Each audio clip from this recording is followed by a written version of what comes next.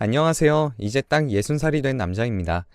저는 제 인생에서 20년이 넘는 시간 동안 한 사람에게 사기를 당해왔어요. 제 인생을 갉아먹으면서 통째로 날려먹을 뻔했죠. 너무 괘씸해서 저도 나름의 복수를 했는데요. 주위 사람들은 그럴 필요까지 있겠냐고 했지만 20년이라는 제 인생에 비하면 아무것도 아니라고 생각합니다. 오히려 더 시원하게 복수하지 못해 아쉬울 정도죠. 처음 그 여자를 만난 건 34년 전입니다. 저는 그때 대학교를 졸업하고 대기업의 연구원으로 일하고 있었을 때였죠. 그 나이까지 여자들과 딱히 마주칠 일이 없어서 길게 대화해본 여자라곤 어머니 말곤 없었어요. 그 당시에 같이 일하던 연구소 동료들도 모두 남자였었거든요.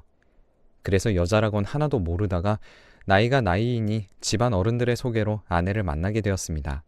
아내의 집안은 3대째 의사 집안이었는데 아내는 공부를 잘하지는 못했던 건지 미대를 나와서 졸업 후 자기 그림을 그려서 전시회를 준비 중이라고 하더라고요. 자기는 아쉽게 서울대를 못 갔다며 미술에 관한 이야기를 주저리 늘어놓는데 제가 전혀 모르는 분야에 대해서 그렇게 이야기를 하니까 굉장히 교양 있어 보였습니다. 저는 미술이나 음악같이 예술 쪽으로는 하나도 몰랐는데 그런 모습들을 보고 그 여자에게 매력을 느끼게 되었죠. 그 후로 2달 동안 만나면서 매번 기품 있고 화려하게 치장하고 저와 만나러 오는 모습을 보고 아내에게 흠뻑 빠져버렸습니다. 처음에는 제가 아주 바짝 엎드려서 아내가 부르면 달려나가고 매번 숨김없이 좋아한다고 정식으로 만나보자는 말을 10번쯤 했을 때 6개월 만에 드디어 정식으로 연인이 되었어요. 처음에는 시큰둥하던 아내도 제가 아내를 위해 뭐든지 발벗고 뛰어드는 모습에 제 마음을 받아준 겁니다. 처음 제 고백을 받아준 그날에는 정말 뛸 듯이 기뻤어요. 그렇게 연인이 되고서는 3개월 만에 결혼 이야기가 나왔습니다.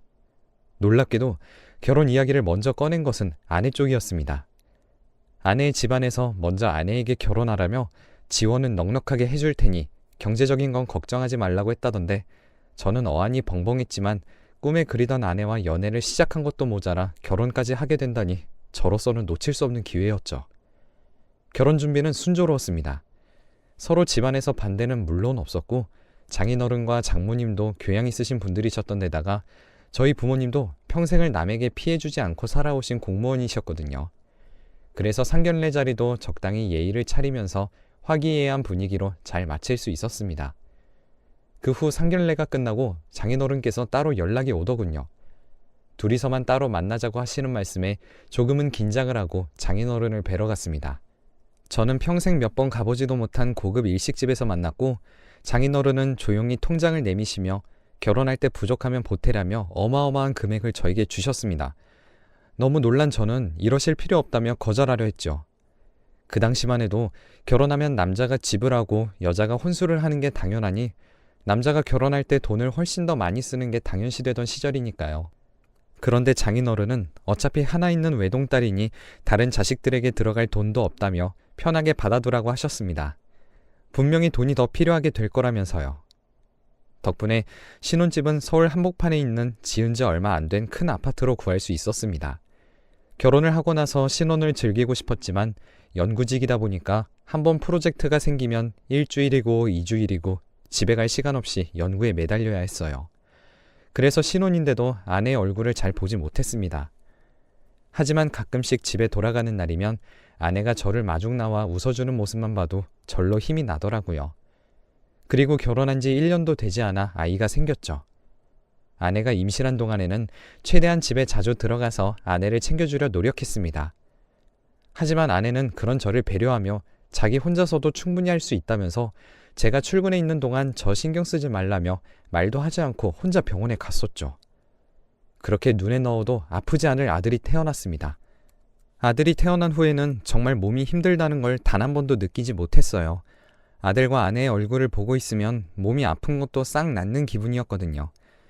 그런데 아들이 4살이 되던 해에 아내는 갑작스럽게 아들을 데리고 미국으로 가겠다며 막무가내로 혼자 결정을 내렸습니다. 이제 막 4살이 된 아들에게 조기 교육이 필요하다며 한국어랑 영어를 함께 익혀야 영어도 더 익숙하게 사용할 수 있다면서 아들과 함께 미국으로 1년만 다녀오겠다고 하더라고요.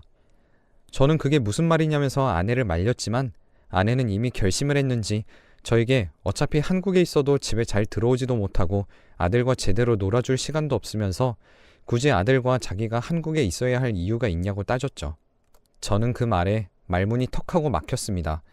아들의 양육비와 생활비를 아내에게 주면 제 월급이 딱 맞아 떨어졌기 때문에 저는 조금이라도 더 돈을 벌어서 미래를 위해 모아둬야 한다는 생각에 야근이며 주말 출근이며 사리지 않고 일했어요. 저는 그렇게 일했던 것 모두 아내와 아들을 위해서라고 하고 싶었지만 그것마저 변명같이 느껴질 것 같아 아무 말도 하지 못하고 결국 허락해 주었습니다. 아내는 제가 허락을 하지 않아도 어떻게든 갈 거라며 돈은 친정에서 받으면 된다고까지 말하는 바람에 허락하지 않을 수가 없었죠. 아내와 아들이 떠나기로 한 날짜가 다가올수록 제 표정은 어두워졌고 반대로 아내의 표정은 밝아져 갔습니다. 아내에게 정말로 꼭 가야 하냐고 물어보면 아내는 순식간에 인상을 팍 찡그리면서 이미 다 결정된 일인데 좋게 웃으면서 보내주면 안 되는 거냐며 화를 낸 후로는 아내 앞에서는 서운하다는 티도 못 내고 꾹 참으며 아내와 아들을 공항까지 바래다 주었어요. 아내와 아들이 떠난 날 집으로 돌아오니 불 꺼진 거실을 보고 차가운 바닥을 밟으니 정말로 아내와 아들을 한동안 못 본다는 게 실감이 나더군요. 회사를 다니면 단 한 번도 휴가를 낸 적이 없는데 아내와 아들을 보낸 다음 날 처음으로 회사에 몸이 안 좋아 쉰다고 하고 하루 종일 쉬었습니다. 적막한 집에 혼자 있으니 어찌나 외롭던지 혼자서 술도 마시며 적적함을 달랬죠. 1년이면 돌아오겠다는 아내의 말은 새빨간 거짓말이었는지 1년이 지나 2년이 되고 3년을 채우고 4년째가 되던 해까지도 한국으로 돌아오지 않았습니다. 그동안 아들의 얼굴을 보지 않은 건 1년이 넘었죠. 처음 1년 동안은 두세 달에 한 번씩 꼭 한국에 들어와 집에 있다가 갔었는데 해가 갈수록 3달이 반년이 되고 1년이 되었습니다. 그러니 아들은 절 볼 때마다 아내의 뒤에 숨기 급급했죠.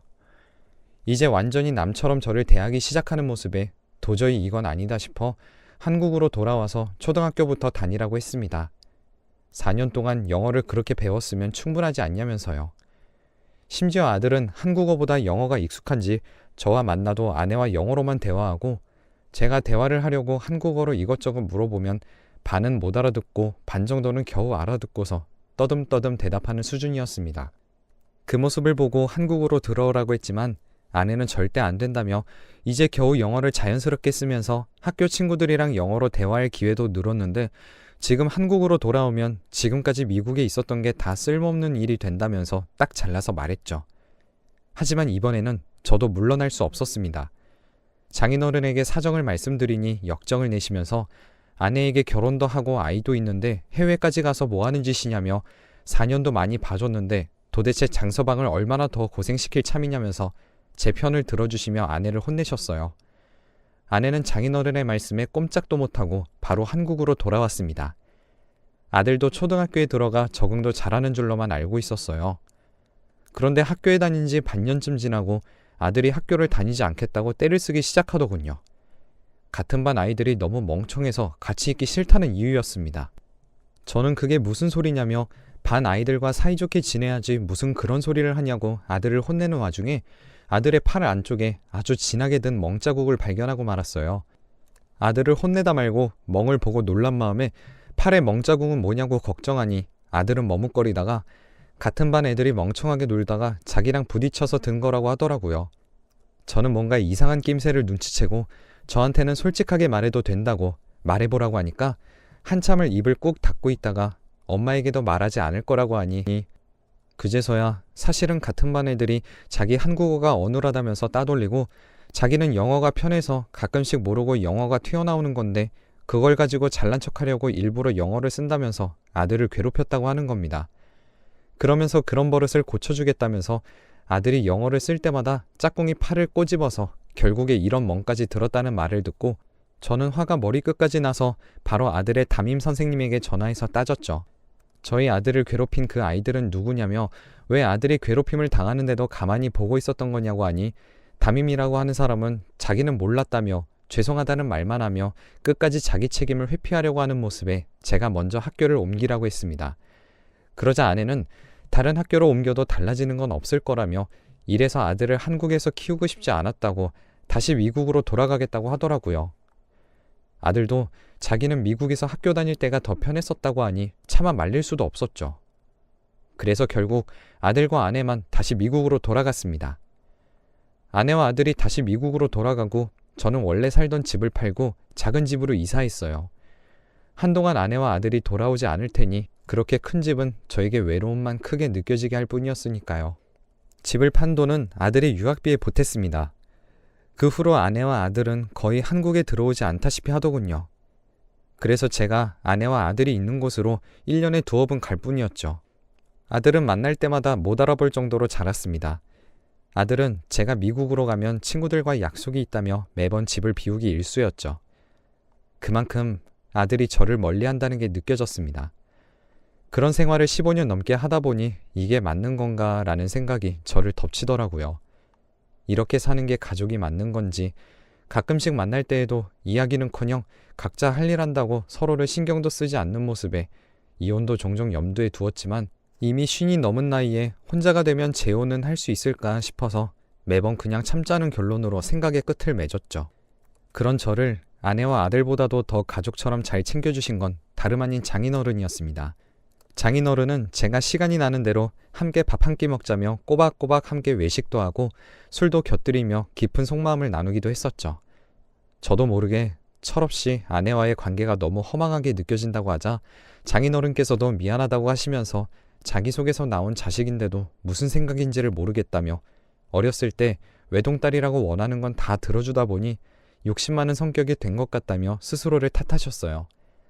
그러면서 정 힘들면 이혼해도 좋다고까지 말씀하셨죠. 그렇게 아들이 학교를 모두 졸업하고 이제 취업은 한국에 돌아와서 하겠지 싶어서 아내에게 언제 돌아올 거냐고 물으니 이렇게 미국에 다 적응하고 미국이 더 편한데 아들이 굳이 한국에서 취업해야 할 이유가 있겠냐면서 여기서 취업을 하겠다고 했습니다. 저는 그 말에 더 이상 실망할 것도 없었어요. 매번 이런저런 핑계들로 한국에 오지 않았던 것부터 아내가 다시 돌아오지 않을 생각이라는 건 무의식적으로 다 알고 있었던 것 같아요. 아들이 미국에서 취업한 후로는 제가 굳이 돈을 보낼 필요도 없어서 대기업에서 조금 이른 퇴직을 하고 작은 회사에 들어가 소소하게 살아가고 있었습니다. 그런데 제가 도저히 참지 못한 건 아들의 결혼 소식이었어요. 심지어 아들은 결혼해서 손주까지 낳은 후더라고요. 저는 그걸 모르고 있다가 아들의 SNS를 통해서 사진을 보고 그 사실을 알게 되었습니다. 저는 그 사진을 보고 아내에게 연락해서 아들이 결혼해서 아이까지 있는 게 맞냐고 물으니 어떻게 알았냐며 놀라더라고요. 어처구니가 없었습니다. 저는 아들이 결혼하고 아이까지 낳을 동안 어떻게 한 번도 저에게 알려주지 않을 수가 있냐고 따져 물으니 제가 한국에 있고 며느리는 완전 미국인이라 한국말도 하나도 할 줄 모르는데 굳이 긴 시간 날아와서 말도 안 통하는데 만날 필요가 있나 싶어서 그동안은 굳이 말하지 않았다고 합니다. 저는 일단 알겠다고 하고 전화를 끊은 뒤 바로 미국행 비행기 티켓을 끊었어요. 그리고 장인어른께도 연락드렸습니다. 혹시 저희 아들이 결혼하고 아이까지 있는 걸 알고 계셨냐고요. 그러자 장인어른도 펄쩍 뛰시면서 그게 무슨 소리냐며 자기도 지금 처음 들었다며 저에게 지금까지 아내가 그걸 숨긴 거냐며 저에게 되려 물으셨죠. 저는 장인어른이 저를 진정시키는 말들에 겨우 진정을 하고 아내의 집으로 갔어요. 그런데 아내의 집에서 웬 저와 비슷한 나이의 한국인 남자가 나오는 겁니다. 그것도 잠옷 차림으로 잠도 덜 깬 채 부시시한 얼굴로요. 그런데 그 남자는 저를 보고 얼굴이 하얗게 질리며 문을 도로 닫으려 하더군요. 저는 닫히는 문을 붙잡고 대체 누군데 여기 있냐고 물으니 친구라서 잠깐 들린 거라며 다급하게 자기 짐을 챙겨 차를 타고 떠났습니다. 그리고 아내는 어디를 나간 건지 집에 없었고 아들과 며느리로 보이는 백인 여자가 아이를 안고 저를 보고 있었습니다. 저는 아들에게 상황을 설명하라고 했어요. 죄송해요, 아저씨. 라는 말에 저는 제 귀를 의심했습니다. 아무리 멀리 떨어져 산 기간이 오래라고 해도 아저씨라는 호칭은 충격적이었죠. 그런데 그 뒤에 이어지는 말은 더 충격적이었습니다. 사실은 자기가 제 친아들이 아니라는 말을 하더군요. 다시 미국에 와서 살기 시작할 때 아내는 아들에게 친아빠라는 사람을 소개시켜줬고 그때부터 계속 미국에 있는 동안은 그 남자와 함께 살았다는 겁니다. 결혼 소식도 제가 친아빠도 아니고 결혼식에는 친아빠를 모셔야 하니 저에게 알리지 않았다고 해요. 그래도 제 덕에 그동안 공부해서 잘 살 수 있게 되었으니 그 부분에서는 정말 감사하고 죄송한 마음뿐이라고 하더군요. 그래서 그 이후로는 제 얼굴을 보기가 너무 껄끄러워서 제가 온다고 하면 없는 약속이라도 있는 척하면서 밖에서 시간을 보내다가 들어왔었다며 한참을 저에게 사과하던 아들의 뒤로 드디어 아내가 집으로 돌아왔습니다. 그 여자를 보자마자 그동안의 울분이 터지듯이 이제 끝이라며 이혼하자고 하고 한국으로 돌아왔네요. 한동안은 정신도 못 차리고 멍하니 이혼만 생각했습니다. 장인어른에게 말씀드리니 미안하게 된 일이라고, 자기가 다 딸을 잘못 키웠다면서 저와 만나기 전에 만나던 남자가 있었는데 하는 짓이 깡패가 따로 없어서 반대해서 다 포기하고 헤어지고 저를 만난 줄 알고 있었다고 하셨습니다. 그러면서 잠시 자기에게 시간을 달라고 하시더라고요. 저는 알겠다고 했습니다. 어차피 장인어른 잘못도 아니고 결혼 기간 내내 장인어른이 저를 얼마나 챙겨주셨는지 저도 충분히 알고 있었으니까요. 그리고 일주일 후쯤 장인어른은 저를 찾아오셔서 명함을 한 장 내미셨습니다. 이혼 전문 변호사라며 자기가 변호사 비용은 다 낼 테니 위자료를 최대한 받으라고 하더군요. 그리고 결혼 전 저에게 통장을 내미셨던 것처럼 이번에도 서류 뭉텅이들을 내미시면서 이걸로 그동안의 시간을 보상할 수는 없겠지만 이거라도 받아달라며 장인어른의 재산 대부분을 저에게 주셨습니다. 아내와 결혼한 것이 모두 후회의 시간으로 남지 않는 이유가 바로 장인어른을 만난 것 딱 하나입니다.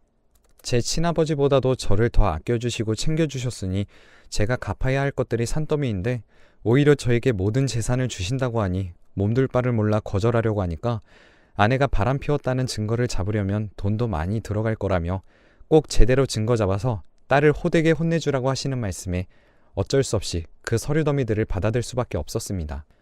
그 후로 이혼 합의 절차 과정에서 아내는 저에게 위자료를 받겠다고 당당하게 나섰다가 아내가 바람 피웠다는 증거들을 제시하자 화를 내며 그것도 다 제가 가정에 소홀했던 탓이라며 억지를 부렸지만 판결은 저의 손을 들어주었습니다. 거기다 이혼 확정 후 장인어른이 저에게 모든 재산을 주셨다는 소식을 들은 아내는 저를 찾아와 그 돈을 왜 제가 가지냐면서 화를 내며 당장 돈을 내놓으라고 했죠. 그런데 장인어른이 어떻게 하셨는지 아내를 끌고 사라지셨습니다. 그러자 이번에는 아들이 저희 집까지 찾아와 얼른 돈 내놓으라고 하는 통에 저는 경찰에게 신고했습니다. 여기 마약범이 있으니 잡아가라고요. 경찰이 와서 아들의 몸을 뒤지자 한국에서는 불법인 대마초가 나왔습니다. 저는 미국에서 아들이 대마초 중독으로 서너 시간에 한 번은 꼭 대마초를 피우는 게 습관인 것을 미리 알고 있었기 때문에 한국에서도 어떻게든 피우겠다 생각했죠. 다행히도 제 예상은 딱 들어맞았습니다. 아들은 대마초 소지 혐의로 경찰에 잡혀갔고 검사 결과 대마초를 피운 것도 밝혀져서 징역 2년으로 교도소에 들어가게 되었어요. 이 이야기를 듣고 주변 지인들은 그래도 아들이었던 정이 있는데 너무 심한 게 아니냐고 하는 사람들도 있었지만 아들에게 전 그저 돈을 주던 아저씨였을 뿐 그 이상도 이하도 아니었다는 걸 알고 있기 때문에 전혀 안타깝지 않았습니다. 그 여자는 미국에서 이제 돈 들어올 구석이 없으니 근처 마트에서 캐셔 파트타임으로 일을 한다고 하더라고요. 평생 일해본 적도 없는 여자가 욕심만 부리지 않았으면 순탄하게 살 수 있었을 텐데 라는 생각도 들지만 자기 인생 자기가 그렇게 만든 거죠. 거기다 이제 아내가 돈이 없으니 바람 피우던 상대도 아내에게 폭력을 쓰는지 아내 얼굴에 큰 멍자국이 생겨서 선글라스를 끼고 마트에서 캐셔를 하고 있는 꼴이 우습더라고요. 그 후로도 장인어른은 일주일에 한 번씩 찾아뵈면서 여전히 식사도 함께하고 어디 몸이 편찮으시다고 하시면 제가 직접 병원에 모시고 가기도 합니다. 장인어른은 제가 손주에게 어떻게 한지도 딸이 어떻게 살고 있는지도 다 알고 계셨지만 그저 저에게 고맙다며 이제라도 딸은 정신을 차려야 한다며 그동안 쌓아온 업보를 돌려받고 있는 거라고 하시더군요. 최근에는 장인어른의 몸이 많이 불편해지셔서 함께 살 넓은 집으로 이사했습니다. 제가 장인어른에게 받은 만큼 제가 도움이 될 수 있을지는 모르겠지만 장인어른이 돌아가시는 날까지 제가 책임질 생각이에요. 제 이야기는 여기까지입니다. 들어주셔서 감사해요.